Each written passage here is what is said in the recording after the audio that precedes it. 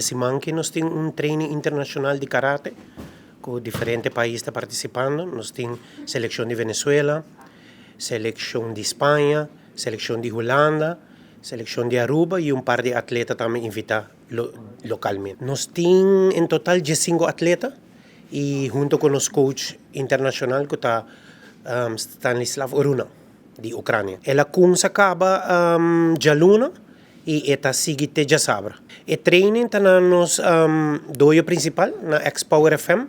Essa é a seção de parte à tarde e não tem seção da mesma inta que está na Raw Fitness, que está gym. Essa aqui está nos lo pone nos informação na rede social para sobre esta mais tanto esta para selecionar e atleta ng elite. Dus en nota abrir para tur gente. Esta para selecionar para atleta ng que deseja de vai outro nível competir a fo. Para atleta ng elite, esta mais tanto para selecionar, para encontro de selecionar já fo binkinang para treinar Aruba. Right now, this week we are doing international training camp with the athletes from Netherlands, Spain, and Venezuela.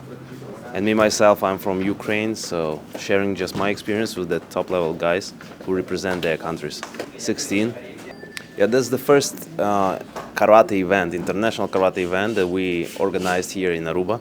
And that's just the beginning because we have the vision to make Aruba, first of all, center of Caribbean karate, because we plan to make a good facility here and bring people from all over the world to train here specifically on a high level, to let them prepare for the competition, to improve their skills, and so on. Buenas tardes, bueno, estamos aquí en el campamento internacional de karate con el atleta Stanislav Oruna y bueno, aquí estamos entrenando, son 6 días de entrenamiento duro, llevamos por el cuarto, varias sesiones de entrenamiento físico, entrenamiento técnico y bueno, aquí aprendiendo, disfrutando de las enseñanzas de un campeón. Desde el día lunes estamos entrenando ya aquí con el sensei Stanislav Oruna, aprendiendo, entrenando, conociendo nuevos atletas y disfrutando.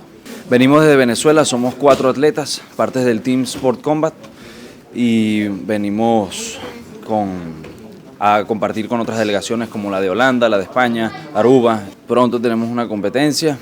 Y bueno, todo suma para nuestro aprendizaje, para nuestra condición física, para nuestro entrenamiento, fogueo, de todo un poco.